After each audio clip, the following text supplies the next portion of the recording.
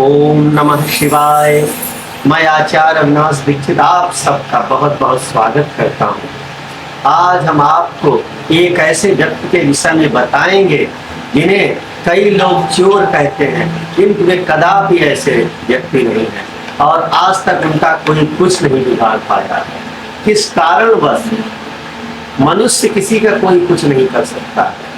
जैसे भगवान श्री सत्यनारायण की कथा में है कि जब भगवान ने श्राप दिया साध बणिक को, तुझे दारुण दुख प्राप्त हो, तब राजा के जो सैनिक थे उन्होंने उन दोनों ससुर और जामाता को चोर समझकर पकड़ लिया और राजा के समक्ष उपस्थित किया और वे दोनों रोते पीटते रहे कि हम चोर नहीं हैं, किंतु नारायण के श्राप से उनकी किसी ने नहीं।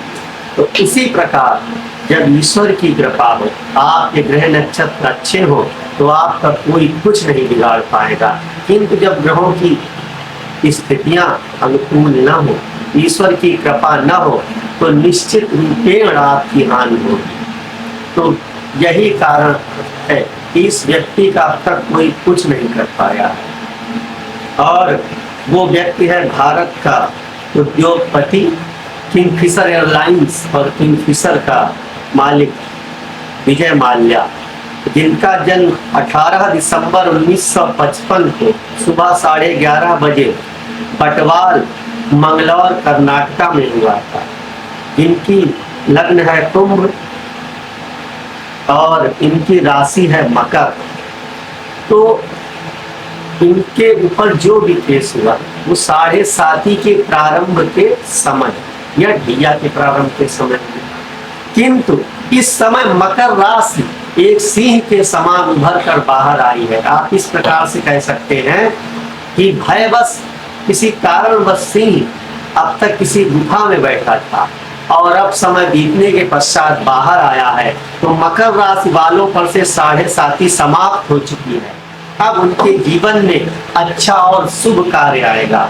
7:30 व्यक्ति को अच्छा मनुष्य बना देती है, अर्थात उसके जो संबंध हैं उनको फिल्टर कर देती है, मनुष्य को फिल्टर कर देती है। आपके जो अनावश्यक संबंध होते हैं, जो फालतू रिश्ते हैं, जिनका जीवन में कोई उपयोग नहीं है, जो आपके लिए हानिकारक हैं, उन सब संबंधों का नाश भगवान विष्णु की कृपा से हो जाता है। उसे आप कृपा ही समझिए, दुखी ना हो रिश्ता टूटने पर।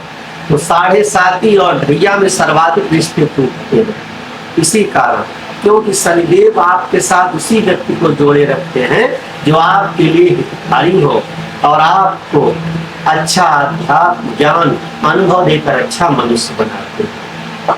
तो इनकी लग्न जो कुंडली है वो कुंभ लग्न की कुंडली है, उसके स्वामी शनिदेव है और शनिदेव इनकी जन्म पत्रिका में केंद्र में 10वें भाव में वृश्चिक राशि में राहु के साथ विराजमान है।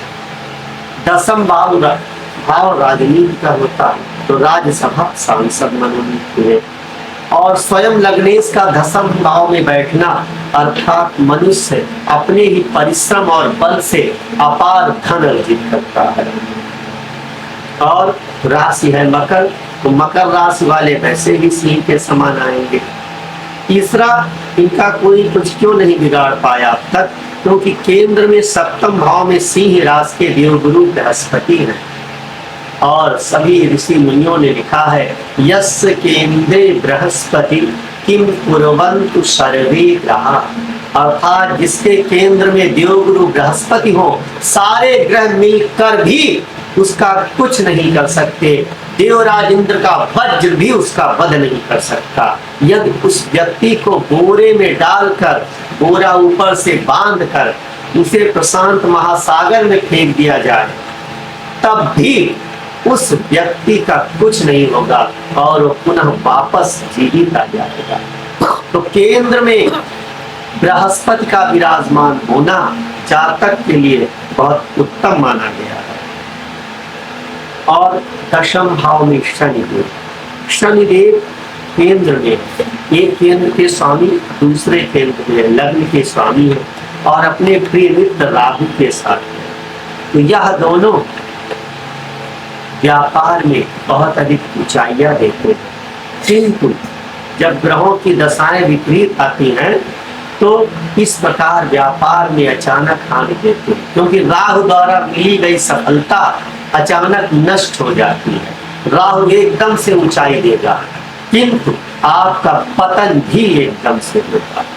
तो इनके बृहस्पति के कारण इनको कोई कुछ नहीं पकड़ पाया, इनका कोई कुछ नहीं कर पाया।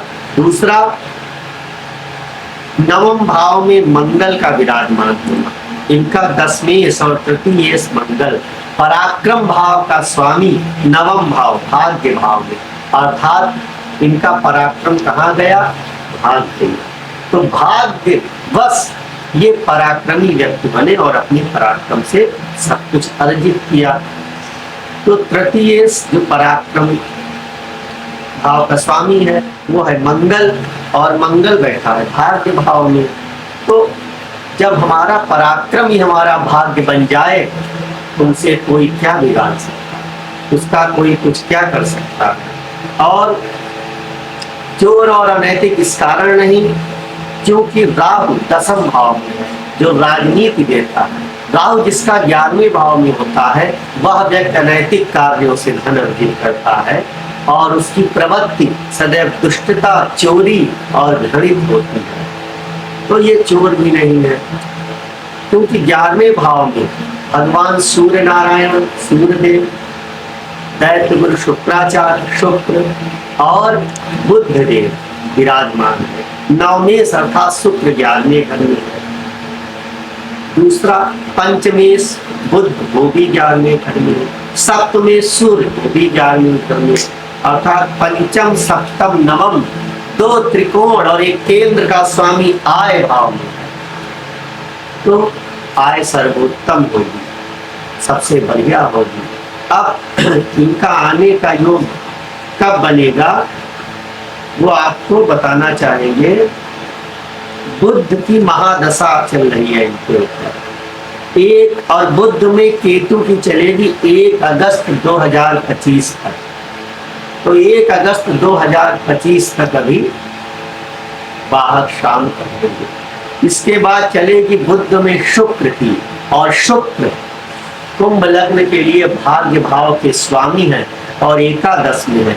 तो 1 अगस्त 25 से 1 जून 28 के बीच पुनः आगमन होगा और पहले की भांति फिर से व्यापार इनका अच्छा हो जाएगा। क्योंकि जब शुक्र देव कृपा करते हैं तो मनुष्य के ऊपर देवताओं की भी कृपा हो जाती है। और जो इनका व्यापार था वह भी व्यापार शुक्र से ही संबंधित था, शुक्र और राहु से संबंधित व्यापार, अर्थात एयरलाइंस आकाश से संबंधित है और वाइन वो राहु से संबंधित है। तो शुक्र और राहु का ये जो व्यापार कर रहे थे तो उत्तम कोटि का व्यापार है, तो वह पुनः पहले के समान हो जाएगा। तो 1 अगस्त 25 से 1 जून 28 के बीच पुनः इनका भारतवर्ष में आगमन होगा और अपनी ईमानदारी के साथ फिर से अपने व्यापार को स्थापित कर लेंगे। किंतु 7.5 के समय मनुष्य को, कोई भी मनुष्य, सम्राट विक्रमादित्य को भी कष्ट भोगना पड़ा, फिर ये तो उनके सामने क्या है। इतना धर्मात्मा, ज्ञानी और विद्वान विक्रमादित्य जब 7.5 में कष्ट सह सकता है तो ये क्यों नहीं कष्ट सह सकते हैं, इनका क्यों नहीं देश से बाहर जाना हो सकता है। तो 7.5 समाप्त हो गई है, अच्छी दशा आने वाली है, तो पुनः भारत में आगमन होगा और अपनी ईमानदारी को सिद्ध कर। ओम नमः शिवाय।